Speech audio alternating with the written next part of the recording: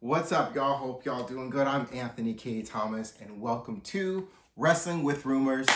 Welcome, everyone. So, before we get into everything that is this week's episode of Wrestling with Rumors, like I say every week, every rumor that I'm about to read to you is exactly what it is. It is a rumor. We can speculate as wildly as we want, but until that rumor is proven fact, true,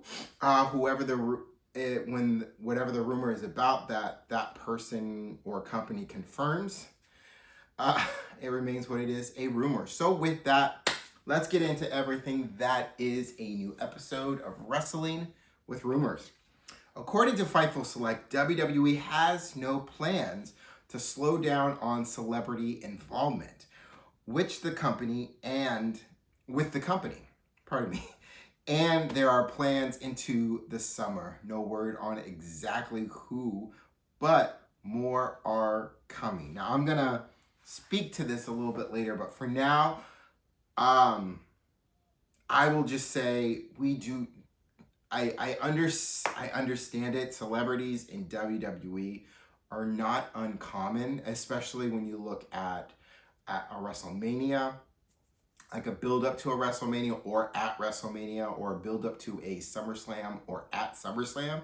It's not uncommon, but I feel that we are reaching a point where it's becoming too much, and having celebrities in WWE needs to be a rare thing like it was in the past. And I understand we can't look to the past because there's no future in that.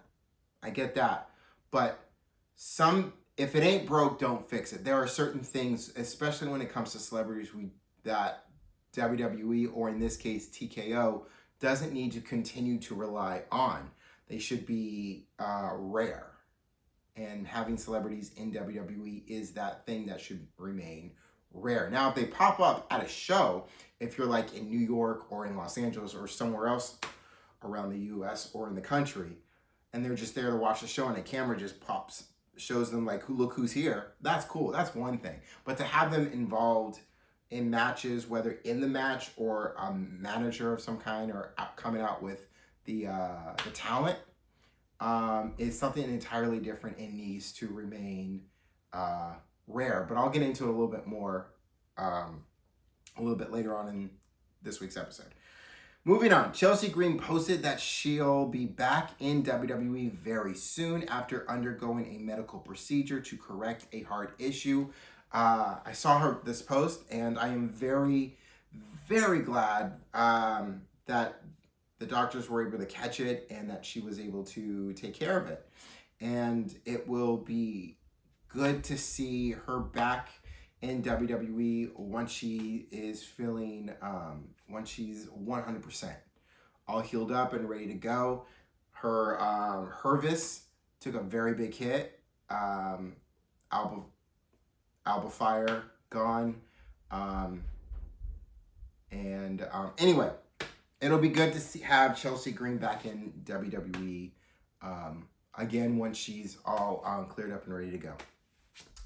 Jim Rodriguez, a former producer of, now I don't know exactly how to say this, so I'm just going to spell it out. DAZN, in all caps. Univision and ESPN, who's also done some television hosting in English and Spanish, announced he's joined Team WWE. Bucket list is how he put it. I've joined the WWE as a senior associate producer.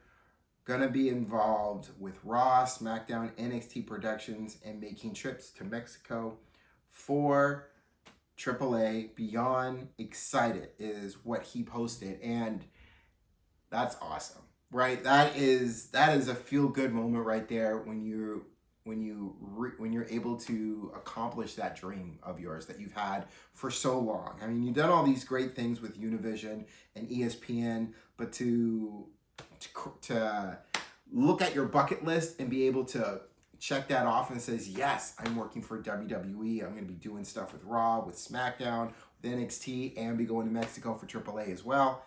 That is awesome. I had to share that with you. That's not really a rumor. That's just wanting to just share some good news for someone who shared that with all of us in the world. So I just wanted to share that with all of you. That's great. So according to bodyslam.net, NXT's Great American Bash will take place in the last week of July at the WWE Performance Center. Now I bring this up because this is probably going to be that first NXT PLE that will be a part of that will be on CW, whether on the CW network or be able to watch it on the ESPN app.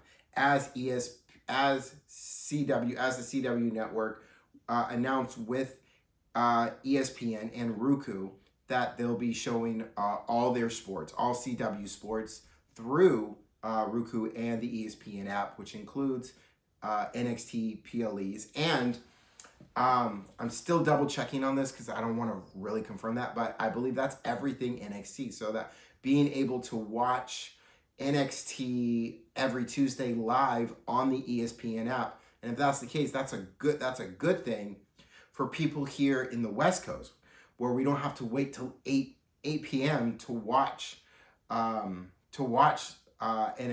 on the CW network. We'll be able to watch it at 5 o'clock on the ESPN app. And it's also a good thing because it also means that we won't be interrupted when some breaking news happens, like anything political, which the CW network, which is shown on local affiliates across the country. So for us, it's Cron Channel 5. Cron Channel 4.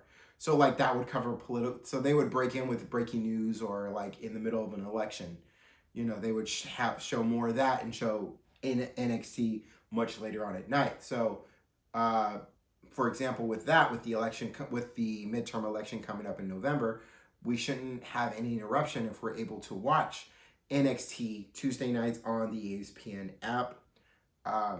But it seems like that's the case, but I don't want to outright say it. I'm still trying to get more information about it. Anyway, but hopefully that is the case. Moving on.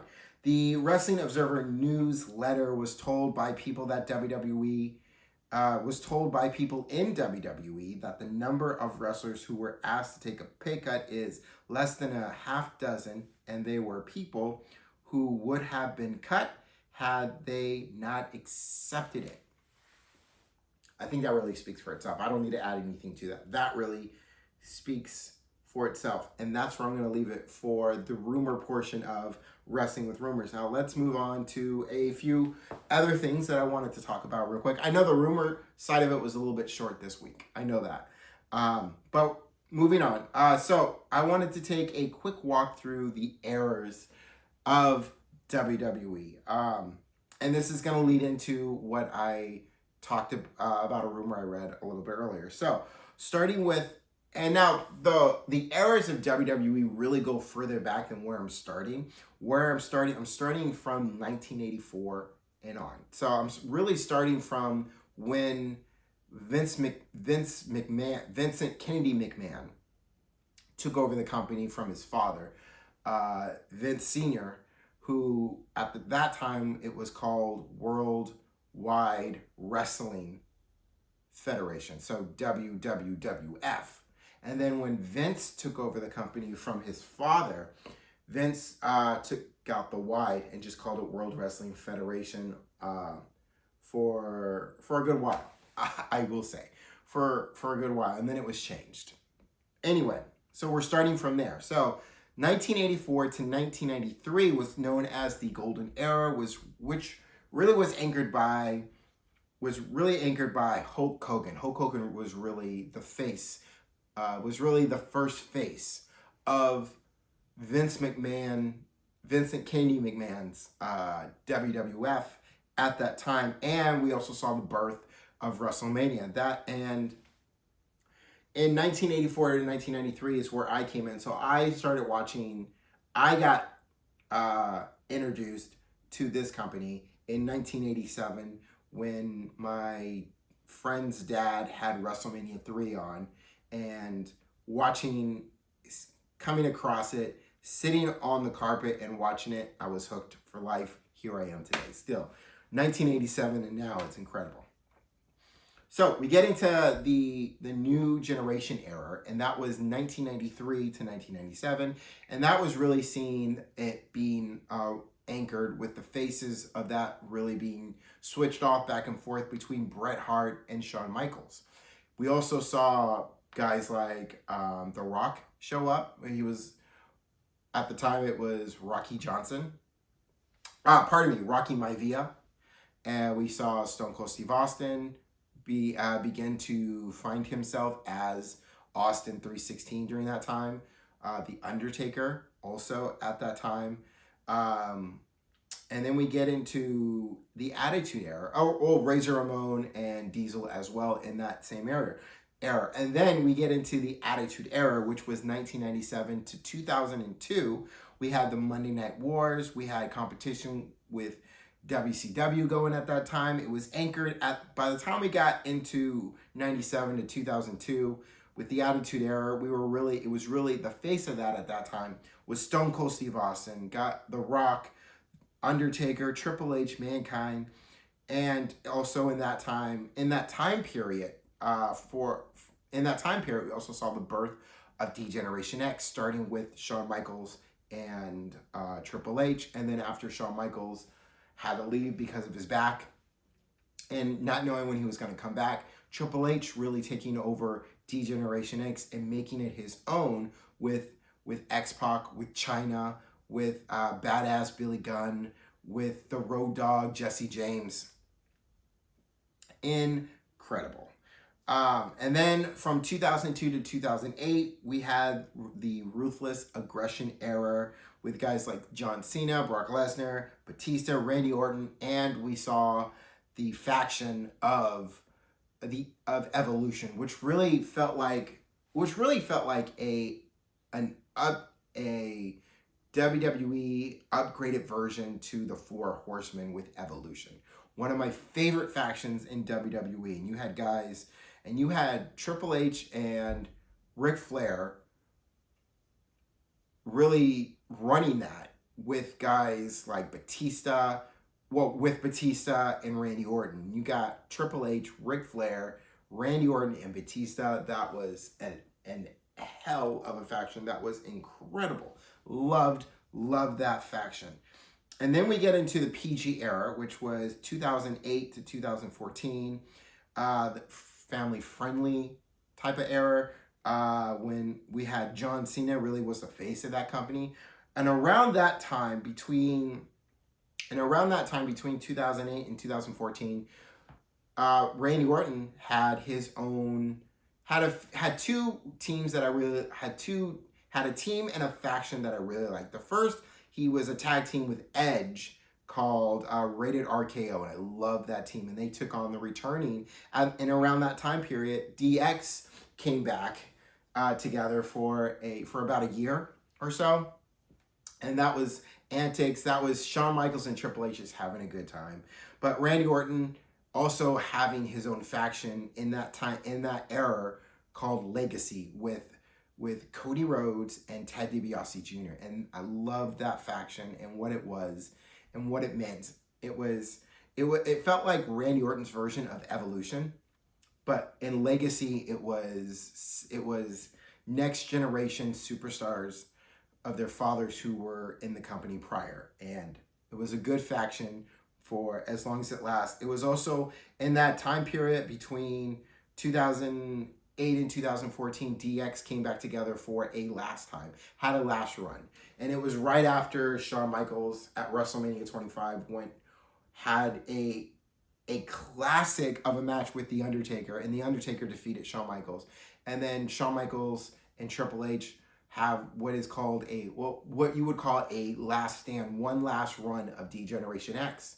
And it was all leading, and they were having fun and all that stuff, but it was all leading to eventually WrestleMania 26, Shawn Michaels versus Undertaker for Shawn Michaels' final match in WWE. But in that course of that last stand, they took on Legacy, Ted DiBiase, and Cody Rhodes in regular tag matches and Hell in a Cell matches. It was a feud that went for a good while. And then we move on to the reality era, which was 2014 to 2016. And in that era, we really saw the era of Daniel Bryan. This was the era with fan feedback, the yes movement, people really getting behind Daniel Bryan. We also, in that area, WrestleMania 30, Daniel Bryan having two matches at that WrestleMania. One was against Triple H, and in that match, it was Triple H. And in that match, if Daniel Bryan defeated Triple H, he would have been added to the main event, which at that time would have been Batista and Randy Orton. And it got flipped, and it became a triple threat. And in that triple threat, Daniel Bryan won the undisputed WWE Championship. And at that time, it was both the WWE Championship and the World Heavyweight Championship. And winning that, having that yes moment was incredible. We also, in this era, we also saw the Shield in this moment, the Shield was one of my favorite factions. The Wyatt family was one of my favorite factions. Having that moment of the Shield and the Wyatt family, having that stare down, that holy shit moment was unforgettable, was an incredible moment. And then also the Shield going up against Evolution and putting that to bed. It was also around the same time where Seth Rollins was plan B for Triple H, and Seth Rollins turning on the Shield, hitting Roman Reigns in the back with the steel chair, putting down Dean Ambrose, and then that beginning the single run for Seth Rollins, which then eventually led to him winning Money in the Bank, and then winning the WWE Championship, heist of the century. Incredible stuff.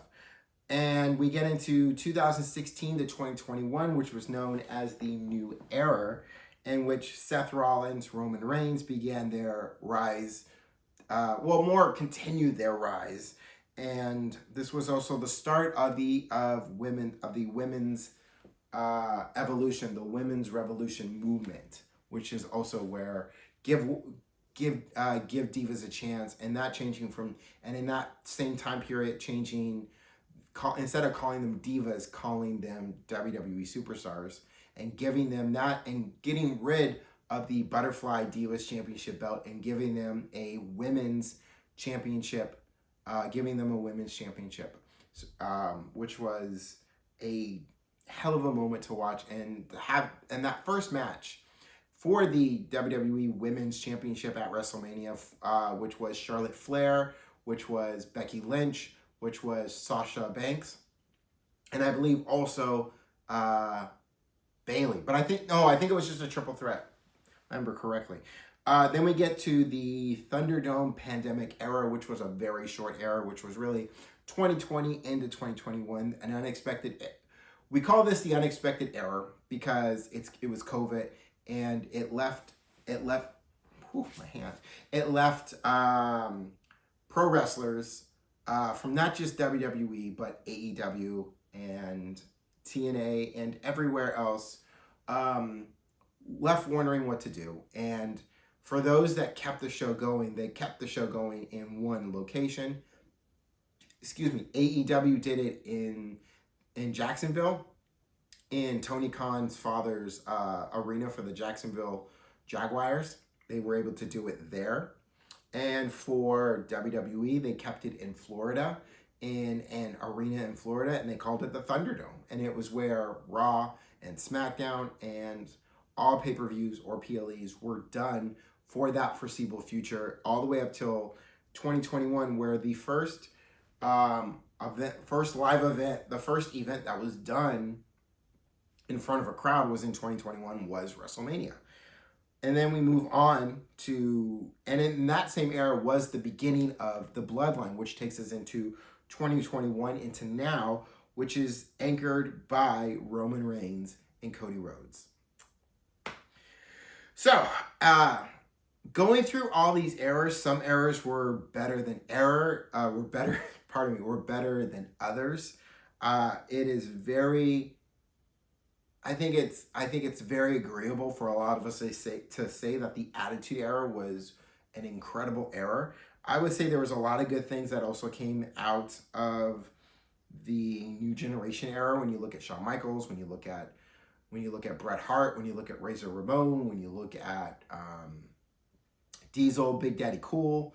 There's a lot of good things that came out of that New Generation era, but there were so many unforgettable moments that happened in the Attitude Era. And that Attitude Era really was, and that motivation for that Attitude Era came when competing with WCW, and how WCW was for 83 weeks were on top of it all, and how they were able to, and how WWE was left, well, at the time, WWF felt like up against the wall, had to change something, and they went all in on this Attitude Era, and it became really the Wild Wild West of just trying almost everything.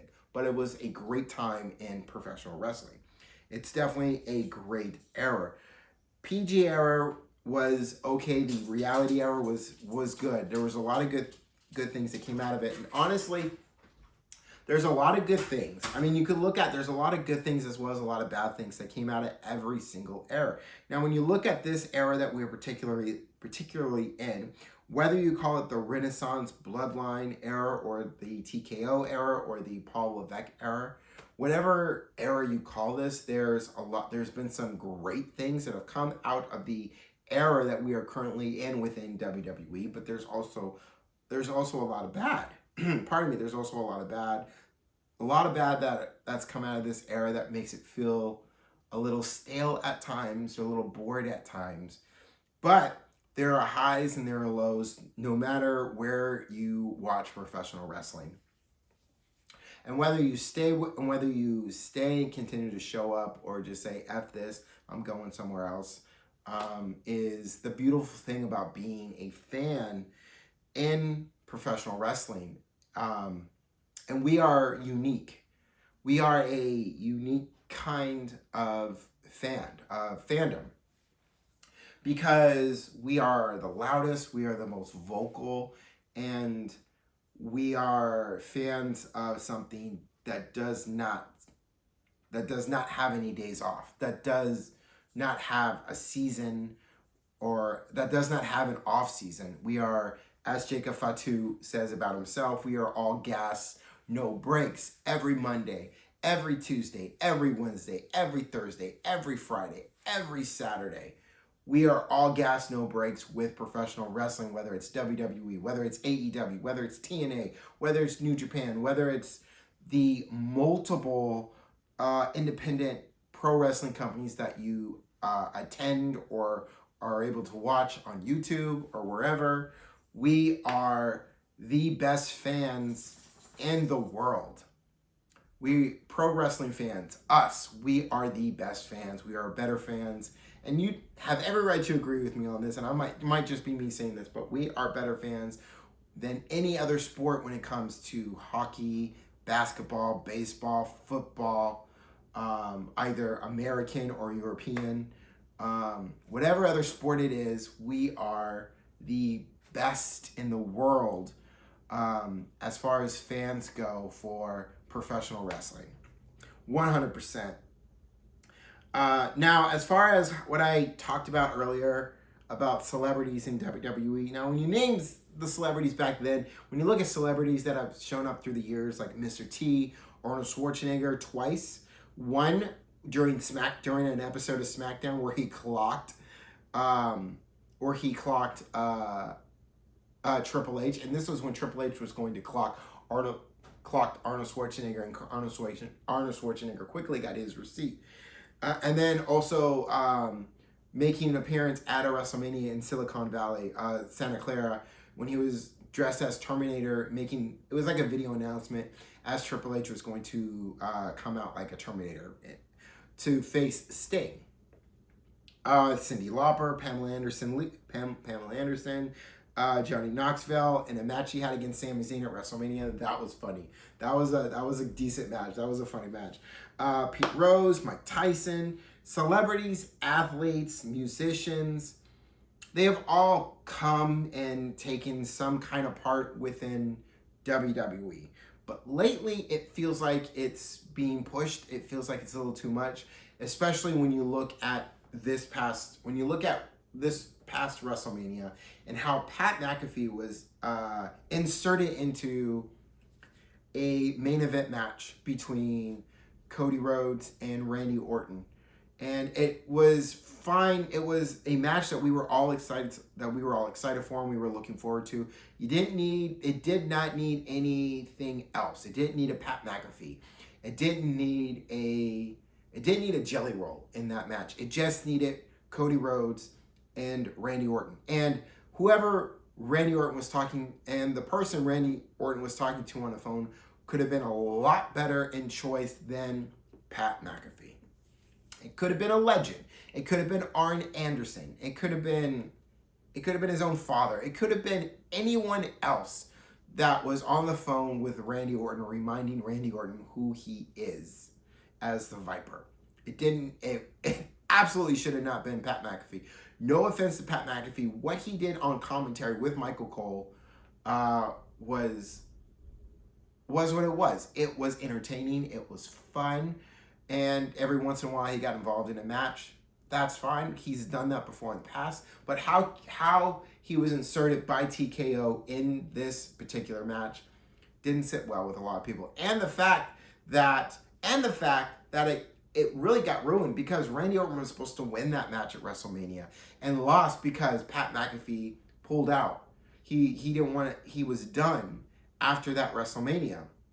So at the last minute, WWE had to change everything and give the win to Cody Rhodes. Randy Orton should right now be going into a Backlash, or in this case, Clash in Italy with the WWE Championship, but because of having celebrity involvement and celebrities not always wanting to continue on with the story, I'm sure they have their reasons why, like a Travis Scott, for an example, things that were planned get ruined and they have to change at the last minute.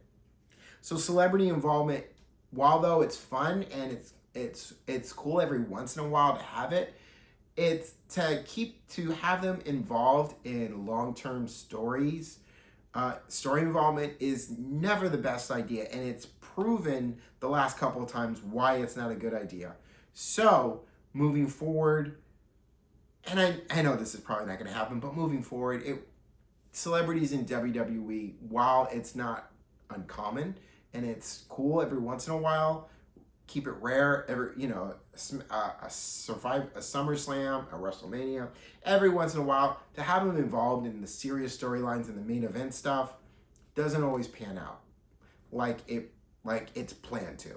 So that's my 2 cents on that. And the last thing I want to bring up is May 29th and June 5th. Now, as far as it looks, and as it was announced this past week during a commercial on SmackDown, see, USA Network posted, showed an ad for a show that was coming back on June 5th with Braun Strowman, the show where he goes to different restaurants in different cities, does a lot of eating and eats at all these places.